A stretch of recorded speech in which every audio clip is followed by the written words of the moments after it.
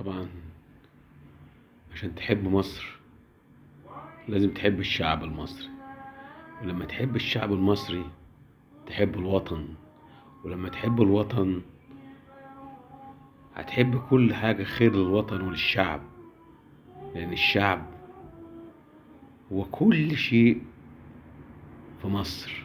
ومصر في قلوبنا، في عقلنا، في كياننا، في حياتنا، في عمرنا. مصر اسم من 3 حروف: مصر الحضارة، مصر التربية، مصر الأخلاق، مصر الحق، مصر كل شيء في العالم، مصر الفراعنة، مصر الإسلام، مصر المسيحية، مصر كل شيء.